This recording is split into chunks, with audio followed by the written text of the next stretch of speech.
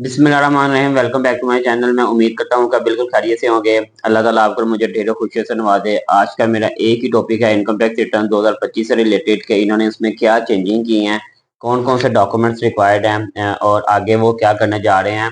और even that के FBR भी अब ये कहने लग गया है कि आपने इनकम टैक्स रिटर्न 2025 की प्रोफेशनल बंदे से करवानी है, क्योंकि आगे जो है ना काम बहुत क्रिटिकल होने जा रहे हैं। तो अगर आप मेरे चैनल पर नए हैं तो इसे लाइक कीजिएगा, सब्सक्राइब कीजिएगा, शेयर लाजमी कीजिएगा। तो चले चलते हैं अपने मेन टॉपिक के ऊपर।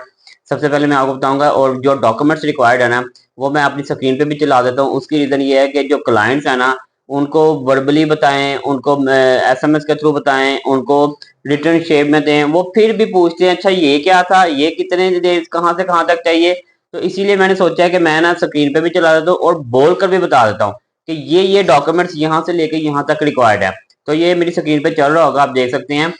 मैं बोलकर भी सुना देता हूँ। सबसे पहले फर्स्ट पे है सैलरी डिडक्शन सर्टिफिकेट। अच्छा, ये मैं जितने डॉक्यूमेंट्स बताऊंगा ना ये मैं फिर बता रहा हूँ, ये 1 जुलाई 2024 से लेके 30 जून 2025 तक के होंगे। ये बार बार ना एक क्वेश्चन कीजिएगा, ये आपकी मेहरबानी है। अच्छा, ये सबसे पहले फर्स्ट पे है सैलरी डिडक्शन सर्टिफिकेट फ्रॉम, वही जो मैंने पीछे बताया, 1 जुलाई 2024 से लेकर 30 जून 2025 तक, टैक्स ईयर 2025 बनता है। Second number bank bank statement of all accounts from 1 जुलाई टू 30 जून तक। अच्छा जी, और इसके अलावा अगर कोई बैंक स्टेटमेंट नहीं दे सकता तो वो उसके लिए ये है कि आप 30 जून 2025 के जो ना जितने भी आपके अकाउंट्स हो गए उसके बैलेंसेस कंफर्म कर दीजिएगा।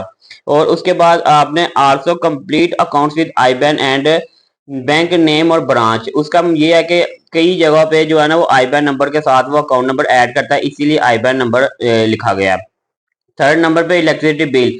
अच्छा, यहाँ पर आगे बड़ी कंफ्यूजन आती है सब क्लाइंट्स को, जो कि मैं एक्सप्लेन कर देता हूँ। ये चाहिए मंथ ऑफ जून एंड जुलाई, हालांकि जुलाई 2025 का चाहिए होता है लेकिन क्लाइंट जून का भी उठा लाते हैं, इसीलिए मैंने कहा उनको उनकी कंफ्यूजन दूर करने के लिए मंथ जो ऊपर जून और जुलाई लिखा आ रहा ना वो आपने उसकी बेशक कॉपी ले आइएगा, क्योंकि उस जुलाई 2025 के बिल के अंदर सारे साल की डिडक्शन मेंशन हुई होती है।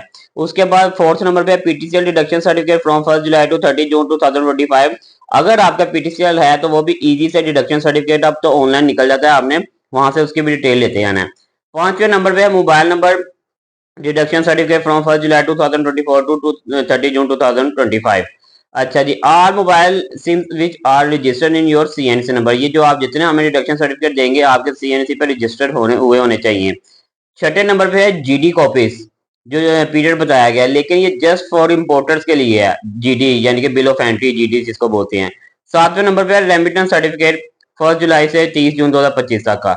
लेकिन ये रेमिटेंस सर्टिफिकेट आपने मुझे ना तो वर्बली बताना है, ना आपने मुझे खुद से लिख कर देना है कि जी इतनी रेमिटेंस आई हुई है, इतना ये हुआ है। आप सबसे बेहतरीन तरीका ये है कि फॉर ऑडिट के लिए भी जब ऑडिट निकलता है ना तो बेहतर यही होता है कि आप अपने बैंक से जो है ना उन्हें कहें कि 1 जुलाई 2024 से लेकर 30 जून 2025 का मुझे एक रेमिटेंस सर्टिफिकेट बना दें, वो सबसे बेस्ट होता है। उसके बाद आठवें नंबर है प्रॉफिट ऑन डेट। जो भी जिनका सेविंग अकाउंट है अंडर सेक्शन 151 के अकॉर्डिंग जो उनका टैक्स रिडक्शन होता है कि आप उनका भी सर्टिफिकेट साथ ही ले लीजिएगा जिनका सेविंग अकाउंट है जिस उनके लिए। नौवें नंबर पर है आपके एसेट्स में कोई चेंजिंग है, यानी any changing in your asset like property registry copy और transfer letter and motor vehicle purchase letter. इसमें यह कि अगर आपने कोई प्रॉपर्टी ली है तो रजिस्ट्री की कॉपी लेते आइएगा, और अगर ट्रांसफर लेटर का है तो वो ट्रांसफर लेटर लेते आइएगा। अगर आपने कोई मोटरसाइकिल परचेज किया है या गाड़ी परचेज किया है या कुछ भी परचेज किया तो उसकी रजिस्ट्रेशन का जो फॉर्म होता है वो लेते आइएगा। अच्छा जी, 10वें नंबर पे वही copy of motor vehicle token tax, ये आपने लाजमी लेकर आना है। टोकन टैक्स अगर कटा हुआ तो उसका भी देखिए, कुछ चीजें ऑनलाइन भी निकल आती है लेकिन हमें अब रिटर्न में चाहिए। एफबीआर अब खुद कह रहा है कि रिटर्न शेप में लेकर आए ताकि अगर कल को कोई ऑर्डर या कोई प्रॉब्लम आ रही हो तो आप लोगों के पास सब कुछ डॉक्यूमेंट्स अवेलेबल हो। 11वें नंबर पर रफली एक्सपेंसेस डिटेल, आपके घर के जो ऑफिस के हैं या घर के हैं तो उसकी हम रफली जो है ना वो एक्सपेंसेस की डिटेल भी आप लोगों ने लेकर आनी है। और अगर 12वें नंबर पे ये इंपॉर्टेंट, अगर आपकी प्रॉपर्टी इंस्टॉलमेंट पे है तो आपने क्या करना है कि इसकी डाउन पेमेंट प्लस 30 जून 2025 तक की जितनी इंस्टॉलमेंट जा चुकी हैं उसकी एक डिटेल आपने लेकर आनी है। मैं फिर आपको बता रहा हूँ, अगर कोई प्रॉपर्टी आपने इंस्टॉलमेंट पे ली हुई है तो 30 जून 2025 तक जितनी इंस्टॉलमेंट आपकी जा चुकी है प्लस डाउन पेमेंट, ये आपने मुझे टोटल करके बतानी है ताकि आपकी इनकम टैक्स रिटर्न में एक्यूरेट फिगर एंटर हो सके। ये थे मेरे आज के, ये थे डॉक्यूमेंट्स इनकम टैक्स रिटर्न 2025 के लिए, जो कि सबको रिक्वायर्ड है। बिजनेस का मैंने अलहदा बता दिया, ऊपर सैलरी का मैंने अलहदा बता दिया। आपकी मेहरबानी है। मैं लास्ट में फिर यही कहूंगा कि ये सारे डॉक्यूमेंट जो है ना 1 जुलाई 2024 से लेके 30 जून 2025 तक के जितने भी डॉक्यूमेंटेशन हो गया आपने वो कंप्लीट करने हैं।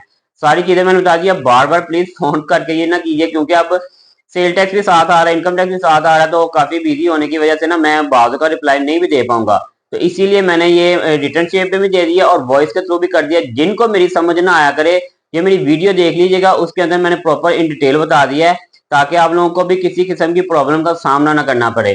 तो फॉर्म जो इनकम टैक्स रिटर्न है, हो सकता है अपनी मोबाइल और ईमेल लाजमी अपडेट करवा लीजिएगा।